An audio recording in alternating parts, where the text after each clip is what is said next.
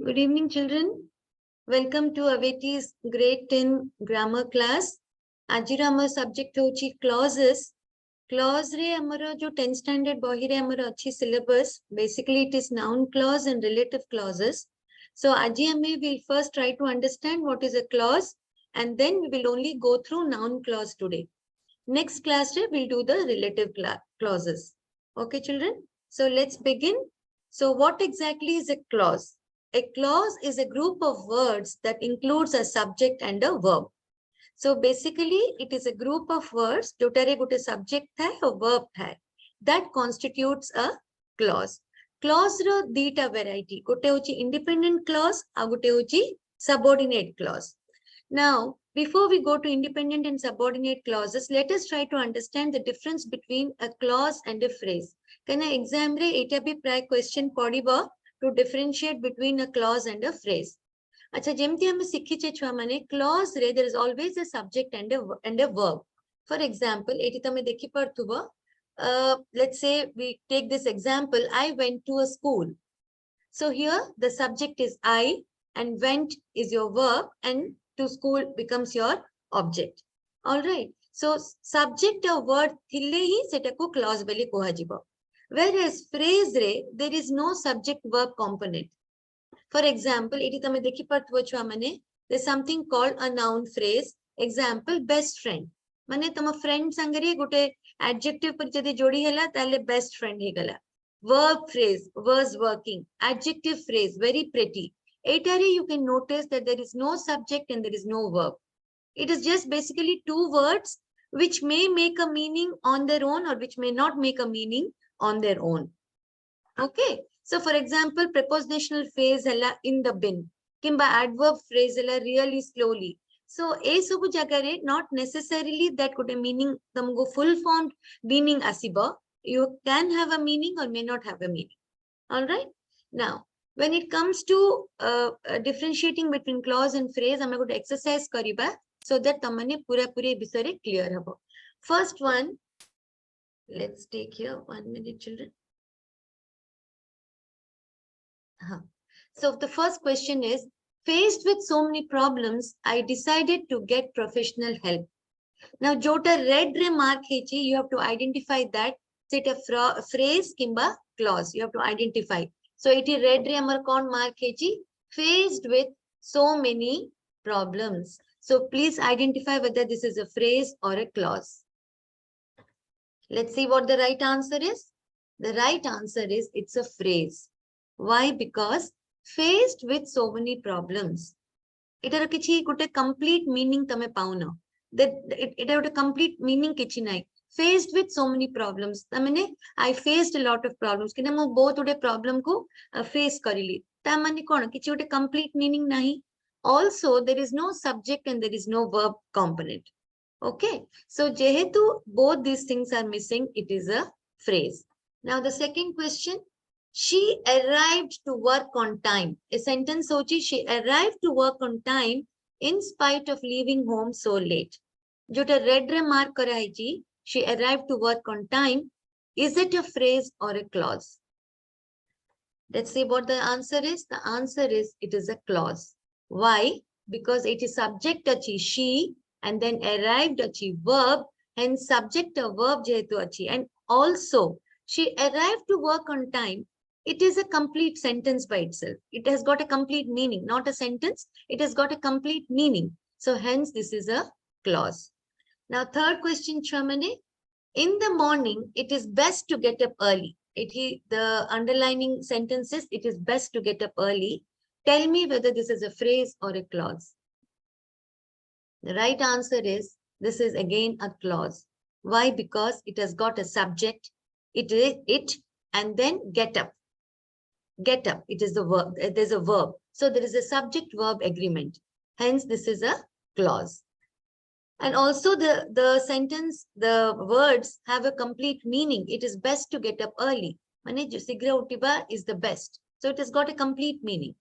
Now the last one, having always been keen on caring for people, Susan decided to become a nurse. So I'm underlining line hochi, having always been keen on caring for people. Is this a phrase or a clause? Please identify, children.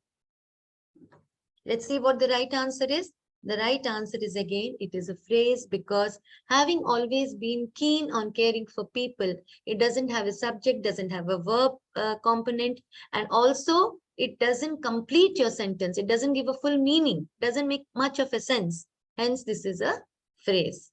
So, jotare complete meaning paiboni, jotare subject or verb nothibo, that is called a phrase. Jotare subject and verb component thai, that is called a clause. And a clause mostly, jota independent clause jaka jota thai, jota maage padiba, they all have a complete meaning.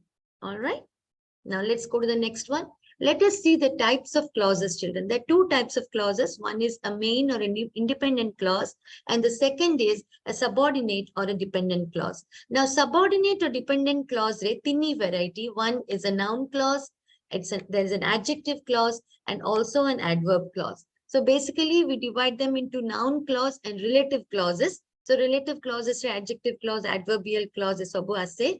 But basically, clauses are of two types, independent and dependent. So say narui tame jani partuba, independent mane say words, jetiki words form hochi gote clause pai. Say clause tar independent meaning gote baharibo. Tar gote individual meaning thai. Whereas a dependent clause re tar individual meaning ase only when you attach the main clause. Let us see how it works. Now, how to identify the main clause and the subordinate clause?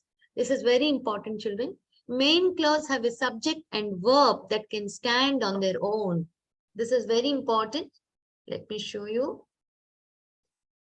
They have a subject and a verb and they can stand on their own. This is very important. That means those group of words which form a clause can stand on their own. Tamane taksaman kora gote independent meaning bahare. How? Let us see. Ashley often thought about her grandparents. It is a subject achi. Ashley thought achi verb. It is a proper group of words with a proper meaning which can stand on their own. More or less like a sentence. Clause jati gote independent tame clause number. It is more or less like a simple sentence. All right.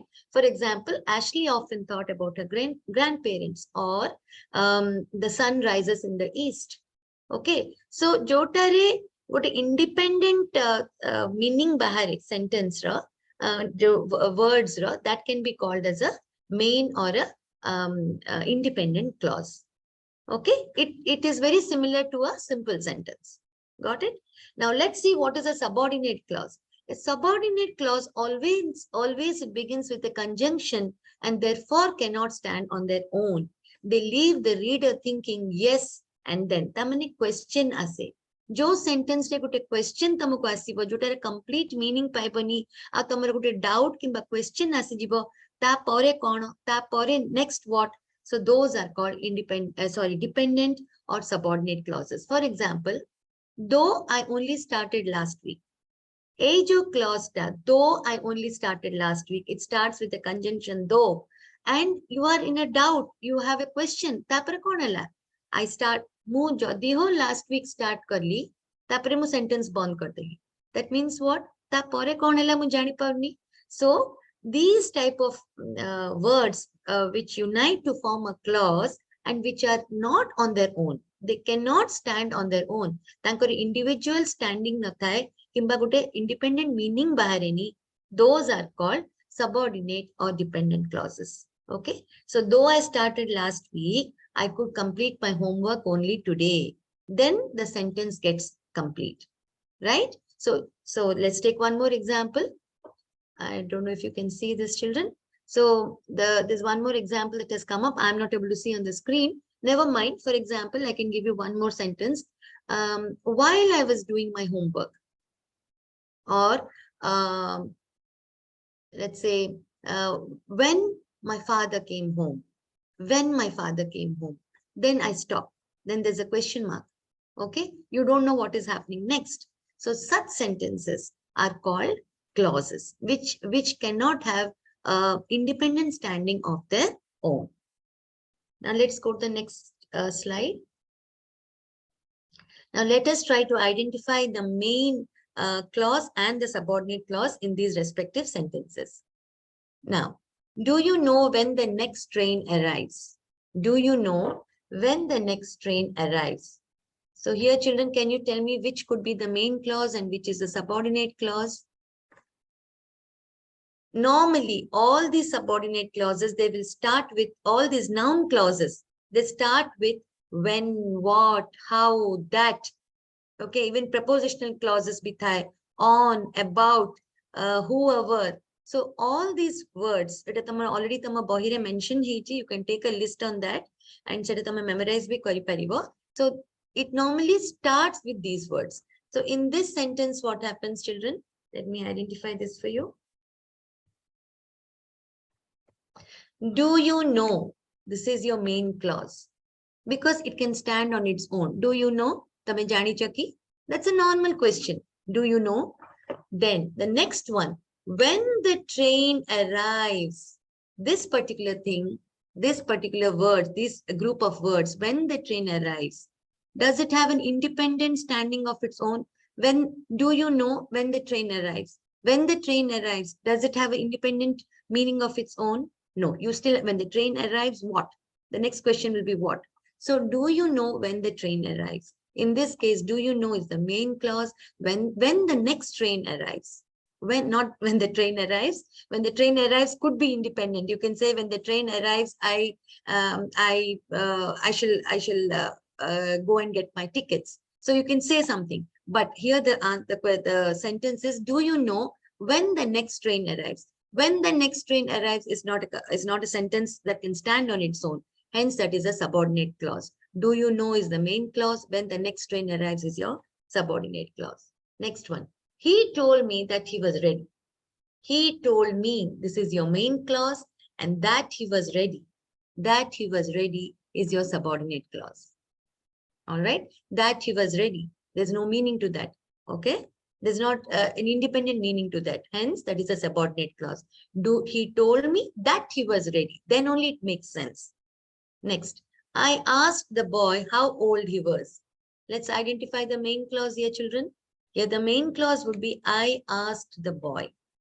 And what is the subordinate clause? How old he was. How old he was cannot give you a complete meaning on his own. How old are you is a complete meaning. How old he was doesn't make any sense. I asked the boy how old he was. Then it makes complete sense. Whereas I asked the boy is a complete sense, is a complete sentence with a complete meaning. I asked the boy, Muse chua ko pachali, how old he was. All right. So then he waved his hand and boarded the bus. Children, this is a very important sentence. He waved his hand. This is one complete sentence. He waved his hand. Say hatta holela. So this is a main clause. Then and 80 you can always write and he boarded the bus. He waved his hand and he boarded the bus. Instead of that, what we are saying, he waved his hand and we use the conjunction and boarded the bus. Hence, these are two main clauses, children. Boarded the bus is not a subordinate clause because we are using this conjunction and. Joti bhi tame pray conjunction and dekhibo. It is always two main clauses or two simple sentences which are being clubbed together. Hence, this is also a main clause. He waved his hand and he boarded the bus. Jadio he is silent, it means there is a he. He ta achi jota me use karune. Hence, both these sentences are main clauses and not there's no subordinate clause in this particular sentence. Now let's go to the next one. Jack fell down and he broke his crown. In this also, children, see this. This is very important. Jack fell down. He broke his crown. Aren't they independent sentences on their own? Don't they have an independent meaning of their own? Jack fell down. Jack podigala. He broke his crown. Seta crown bhangidala. Okay, so both these sentences have a proper meaning and they are joined by this conjunction and. Hence, this is also a main clause of this sentence, and he broke his crown is also a main clause in the sentence.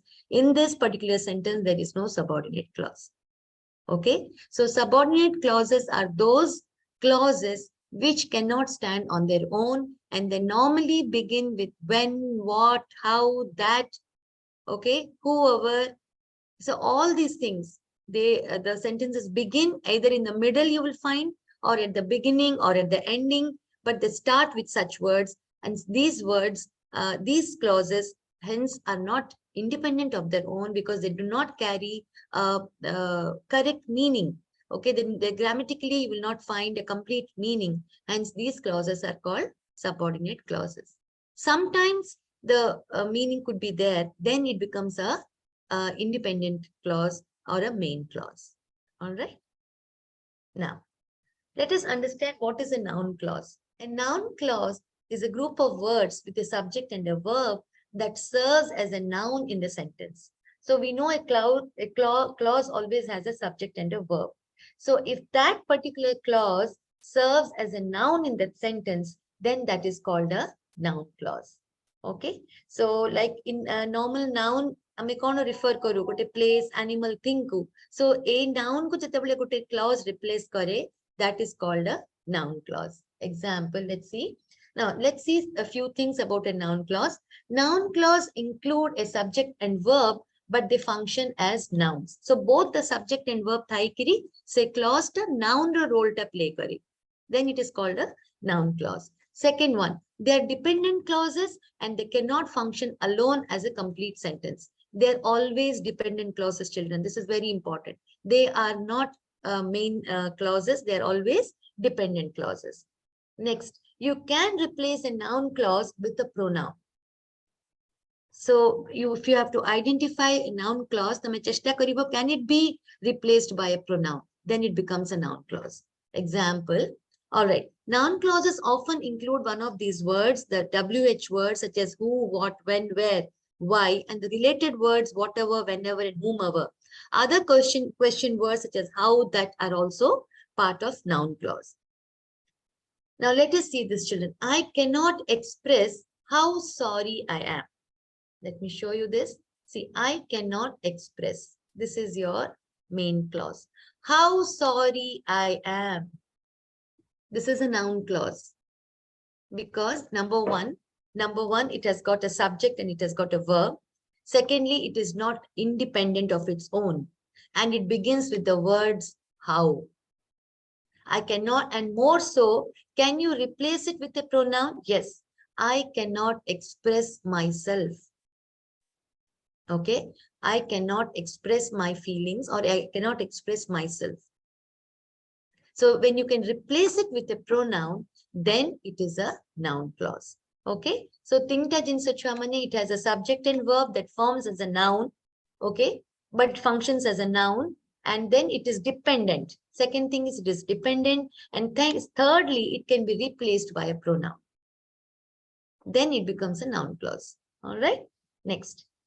Let's see this. Noun clause can be, okay, now what are the functions it can play? A noun clause can be the subject of a sentence. It can be the object of a transitive verb in the sentence, subject of the sentence, object of a transitive verb in the sentence, a complement of a verb, and then it can be an object of a preposition, and it can also be an expression in apposition to a noun or a pronoun. So panchta jinsa. It can be a subject, it can be an object, it can be a complement of the verb, it can be an object of a preposition, and it can also be an expression in apposition to another noun or pronoun. Got it? Now, let us now first try to understand how it works. So noun clause is a subject of a sentence. Now, ATM example tinta example ni aichi chuamane. What Alicia said made her friends cry. Jota bhi underline hichi block letter re, that is your noun clause. What Alicia said. And here it is performing the subject of the sentence. How we will see. How. What made her friends cry? When you are asking the subject, I already sikhi in your previous classes. How do you find out the subject of a sentence? You ask the question what. What Alicia said. Sorry, what with the subject. What with the verb. What made her friends cry? The answer you will get is what Alicia said. The answer will be what Alicia said. Hence, this noun clause becomes the subject, which is represented by S here, the subject of the sentence. The second one, what Megan wrote surprised her family. Now, what is the question we asked with the verb? What surprised her family? Then you get the answer, what Megan wrote. This one, what Megan wrote. Hence, this is again your subject of the sentence. That becomes your noun clause, which is functioning as the subject of the sentence. The last one, how the boy behaved was not very polite. Now, what is the noun clause here? How the boy behaved. This is your noun clause. Now, how do you know it is the subject of the sentence? What is the question you ask? Who was not very polite? So either you ask the question what or who was, how the boy behaved. So we ask what was not very polite. So you ask with the verb, what was not very polite? And the answer is how the boy behaved was not very polite. So when you ask these questions to the verb, then you get an answer that whether it is a subject or no.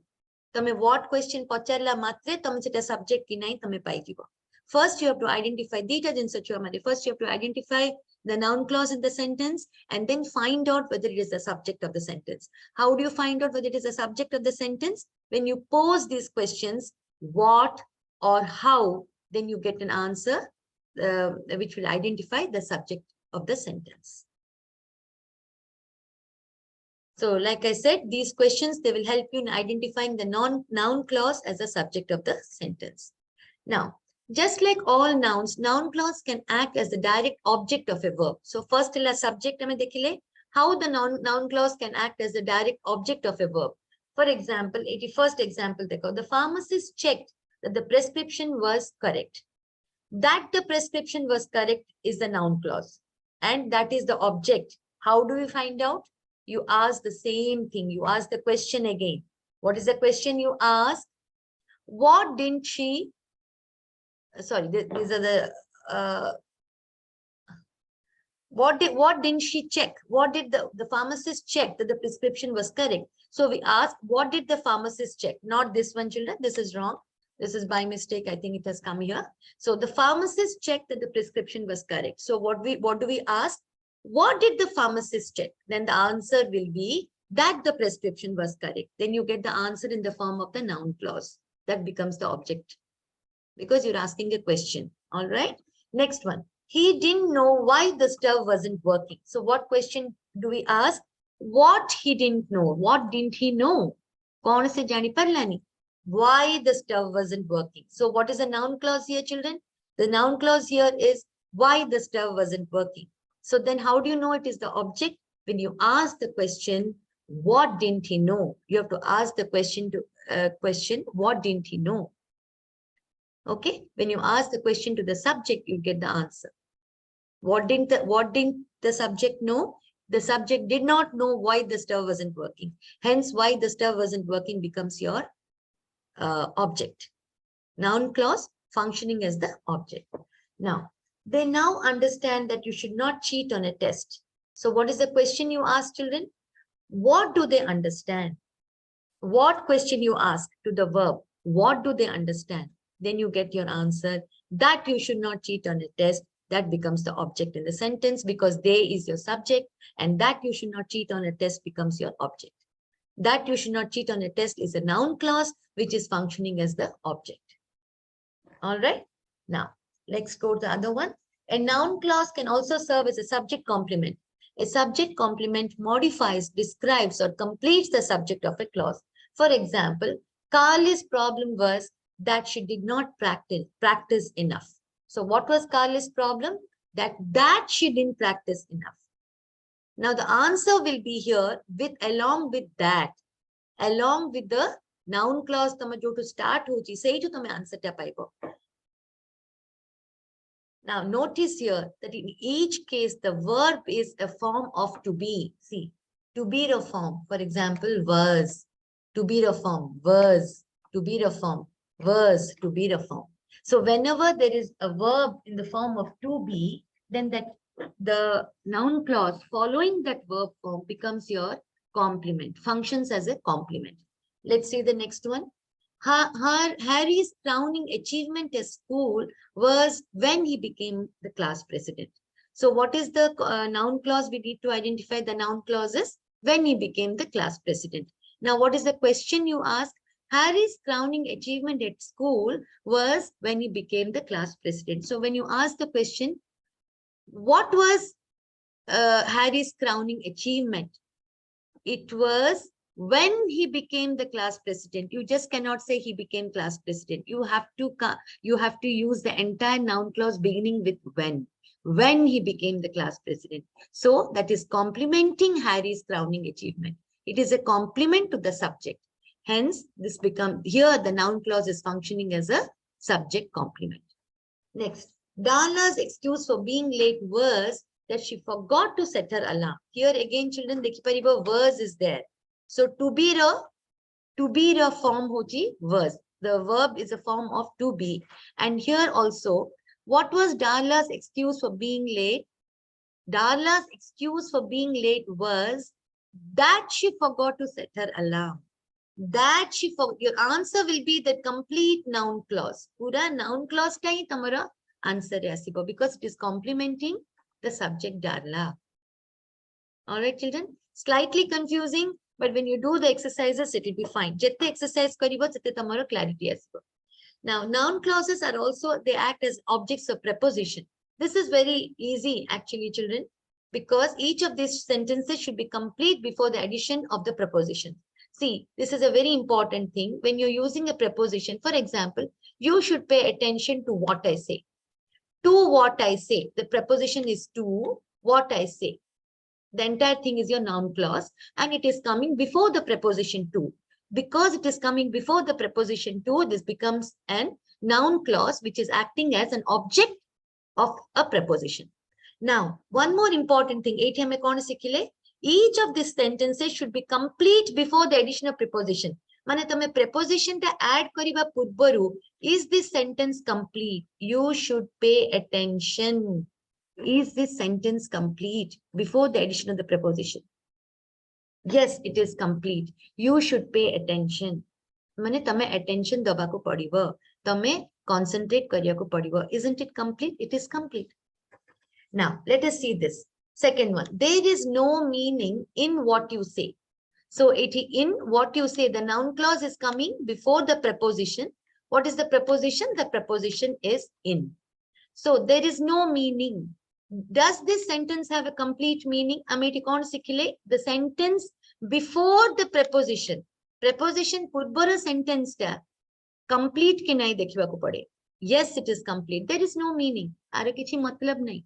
It's a complete sentence. So hence, what you say, which is coming after the preposition, the noun clause is acting as object of a preposition.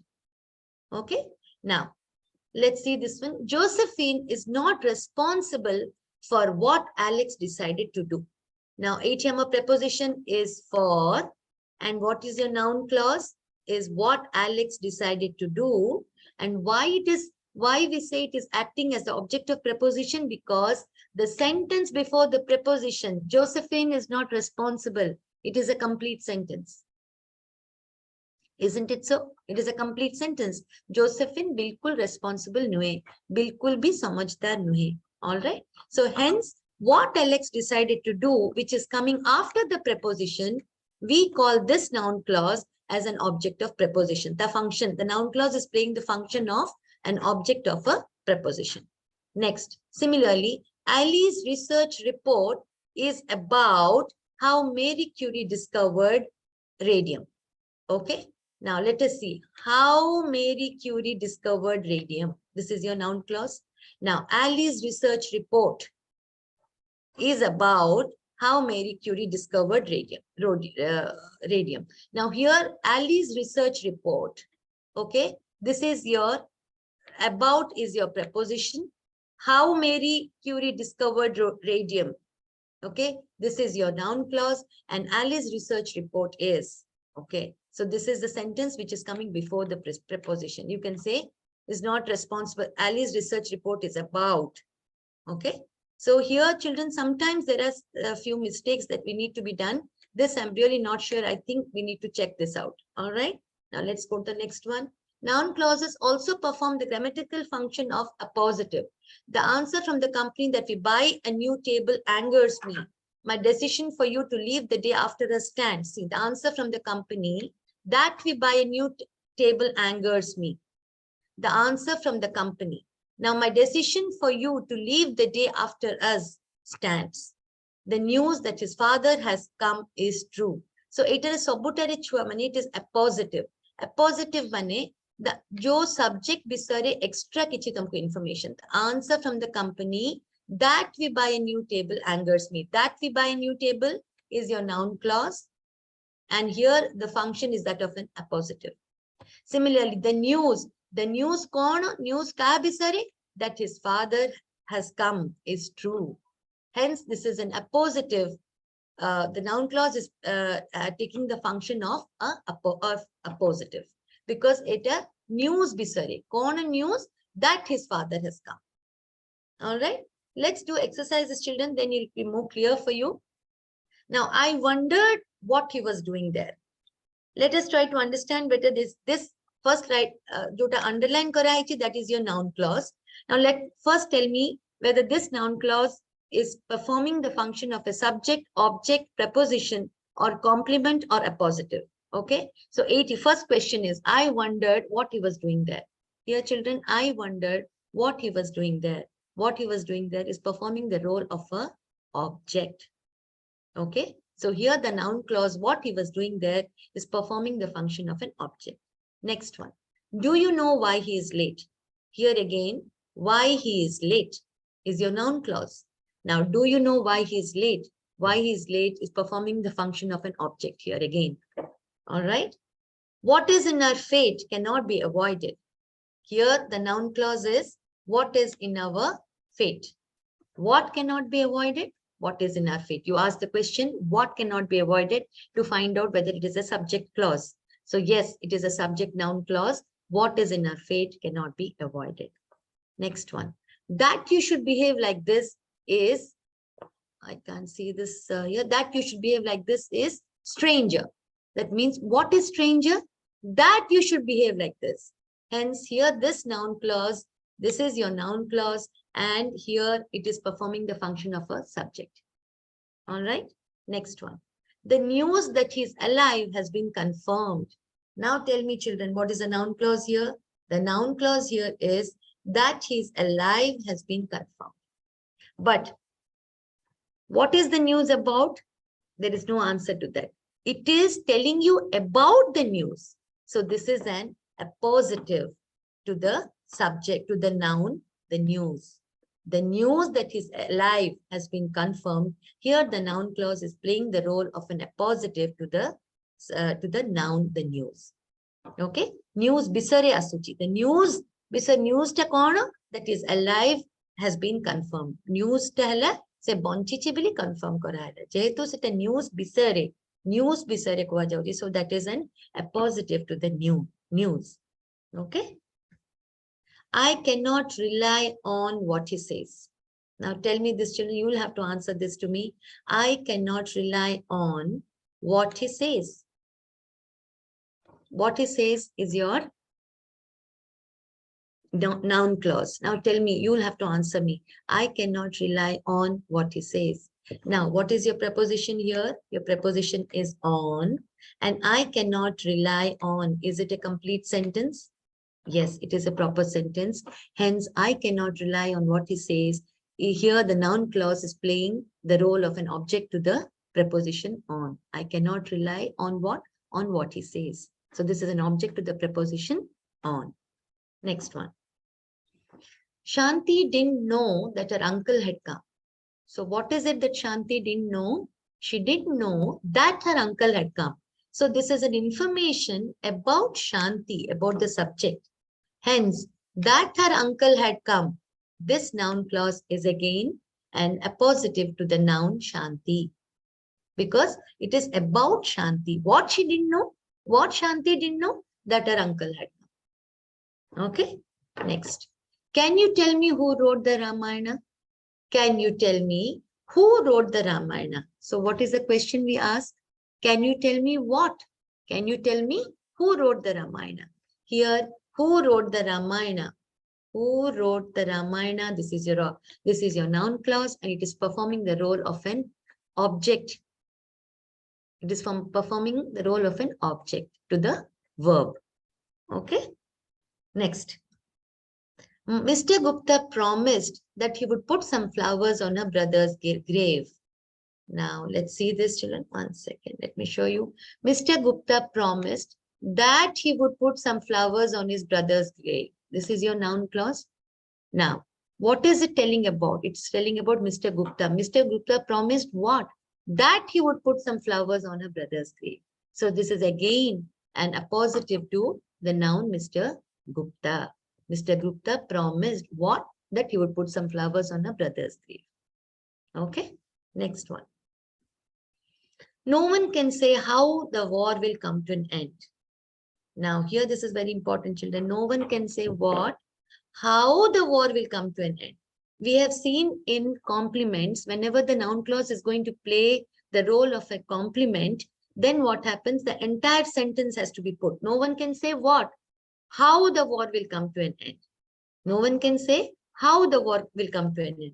Moreover, no one can say, aar kichi meaning achi ki? Aar kichi meaning nahi. So, jehetu aar meaning nahi, and the clause is how the war will come to an end. This is here the noun clause, how the war will come to an end, is playing the role of a complement to the subject. No one can say. Okay, so here it is playing a complement to the subject. Next one. It is certain that we will have to admit defeat. It is certain what? What is so certain? That we'll have to admit defeat. This is your noun clause. But it is certain. It is again an appositive to the pronoun it. It, that we will have to admit defeat. It is certain. It is nirdharita that ame hariba. So, jehetu it is about it, the pronoun it. Hence, this is an appositive to the pronoun it. Here, the noun clause is playing the role of an appositive to the pronoun it. I hope, children, you have understood little bit. If it is confusing, we'll do few more exercises next week, and then we will go to the relative clauses. This is a small exercise for you. Try to fill it up with suitable noun clauses. Okay, I cannot understand dash. They said dash. I think dash. He told me dash. Dash hurts me. Okay, you have to use it with suitable noun clauses only. Let's see if you can do it for the next class, and I will try to do this exercise for you next class as well. All right. I hope you had a good session today, children. I'll see you again next week. Thank you for being part of Aveti, and I'll see you again next week. Take care. Bye-bye.